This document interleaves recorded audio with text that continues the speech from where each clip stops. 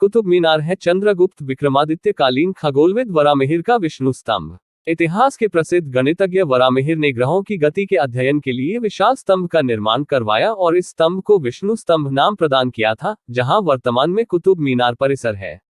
मुस्लिम शासकों के दौर में इसे कुतुब मीनार नाम दे दिया गया।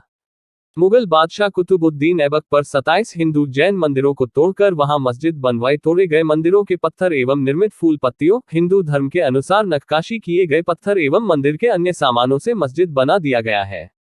परिसर में स्थित उस मस्जिद में भगवान विष्णु, गणेश, कमल, स्वास्तिक आदि कई ऐसे चिन्ह मौजूद हैं जो यह साबित करता है कि यह स्थान मंदिरों का था और उसी को तोड़कर मस्जिद बनाया गया है। 27 नक्षत्रों के प्रतीक 27 मंदिर, जैन तीर्थंकरों, भगवान विष्णु, शिव, गणेश आदि देवी देवताओं के मंदिरों को तोड़कर इस मस्जिद को बनाया गया।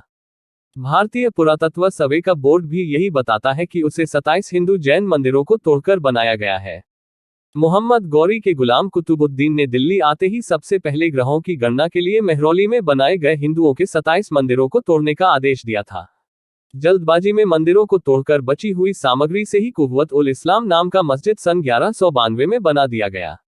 मस्जिद की दीवारों, खंभे, मेहराबों, दीवारों और छत पर जगह जगह हिंदू देवी देवताओं की मूर्तियां थी, जिसे आज भी देखा जा सकता है। हिंदू डिजाइन पर इस तरह डाली गई कुरान की आयतें। मीनार पर अंकित कुरान की आयतें एक जबरदस्ती और निर्जीव डाली हुई लिखावट है, जो कि पूरी तरह से हिंदू डिजाइन के सुंदर चित्रवल्लरी वाली धारियों पर ऊपर से लिखी गई है। यह टॉवर आसपास की इमारतों का हिस्सा है।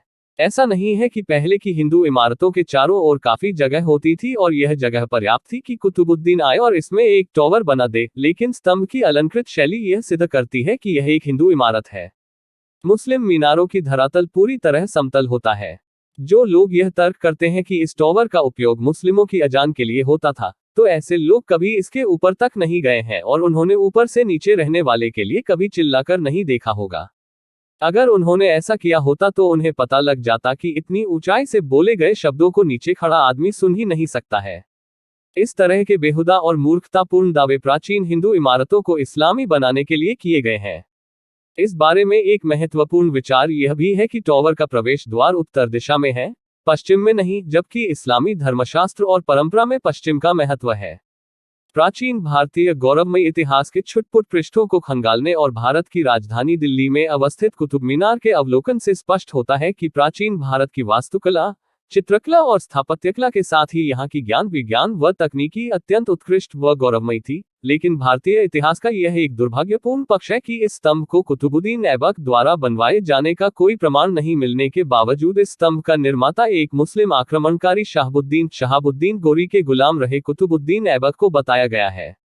बिना किसी प्रमाण के और बगैर परिणाम सोचे लिखे इस इतिहास के अनुसार कुतुबुद्दीन ऐबक ने इस मीनार का निर्माण कार्य का आरंभ 1192 ईस्वी में किया था, लेकिन इतिहास के अध्ययन से यह सत्य प्रमाणित होता है कि 1192 ईस्वी में कुतुबुद्दीन ऐबक शहाबुद्दीन गोरी का मात्र एक गुलाम था और 1206 ईस्वी में शहाबुद्दीन गोरी की मृत्यु हो जाने के उपरांत ही वह अपने आप को गुलाम से एक सुल्तान की स्थिति में समझ सका था।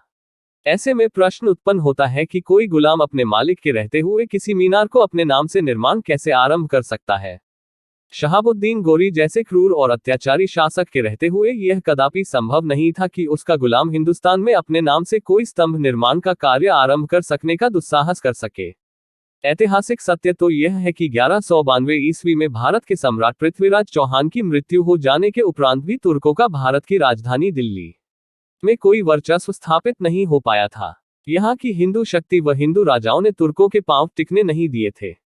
1206 ईस्वी में शहाबुद्दीन गोरी की मृत्यु होने के पश्चात भारत के उसके द्वारा विजित क्षेत्रों का शासक कुतुबुद्दीन ऐबक बना और पहले उसे अपने विरोधियों को परास्त करने में ही 2 वर्ष लग गए।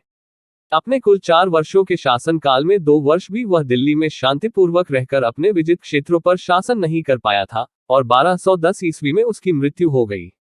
उसके शासन के अंतिम 2 वर्ष में से उसका अधिकांश समय लाहौर में बीता था और वह वहीं पर पोलो खेलते हुए मृत्यु को प्राप्त हो गया। पुरातन ग्रंथों के अध्येताओं और पुरातत्व पर शोध करने वाले भारतीय विद्वानों के अनुसार इस स्तंभ का निर्माण मेरु पर्वत की आकृति के आधार पर किया गया है। मेरु पर्वत का स्वरूप ऊपर की तरफ पतला होते चले जाने की भांति ही इस स्तंभ का स्वरूप भी ऊपर जाकर पतला होता जाता है। मेरु पर्वत का व्यास 16,000 योजन है, इसीलिए इस वेधशाला के निर्माताओं ने इसका व्यास 16 गज रखा, अर्थात 1000 योजन बराबर 1 गज माना गया। समीप ही जंग न लगने वाले लौह स्तंभ पर ब्राह्मी लिपि में संस्कृत में अंकित है कि विष्णु का यह स्तंभ विष्णुपादगिरी नामक पहाड़ी पर बना था। इस अंकन से सिद्ध होता है कि मीनार के मध्य स्थित मंदिर में लेटे हुए विष्णु की मूर्ति को मोहम्मद गोरी और उसके गुलाम कुतुबुद्दीन ने नष्ट कर दिया था। स्तंभ अर्थात खंभे को एक भारतीय राजा की पूर्व और पश्चिम में हुई विजय के सम्मानस्वरूप बनाया गया था। स्तंभ में 7 तल अर्थात मंजिल थे, जो एक सप्ताह के परिचय थे, लेकिन अब स्तंभ में केवल 5 तल हैं। 6वें तल को गिरा दिया गया था और समीप के मैदान पर फिर से खड़ा कर दिया गया था। 7वें तल पर अपने हाथों में वेद को पकड़े हुए संसार के सृष्टा 4 मुख वाले ब्रह्मा की मूर्ति थी।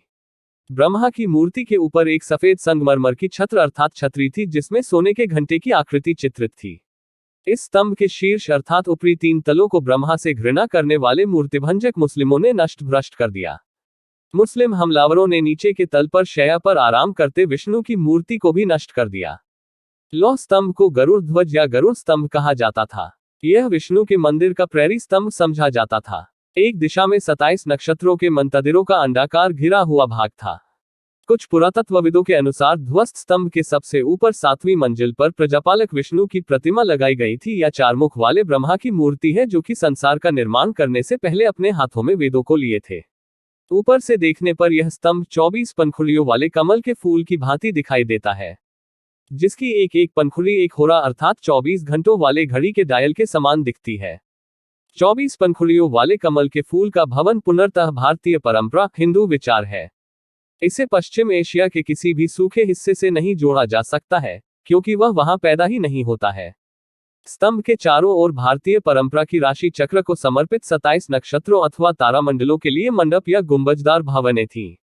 कुतुबुद्दीन के द्वारा स्वयं लिखित एक विवरण के अनुसार उसने इन सभी मंडपों या गुंबजदार इमारतों को नष्ट कर दिया था, लेकिन उसने यह कहीं नहीं लिखा कि उसने कोई मीनार बनवाई।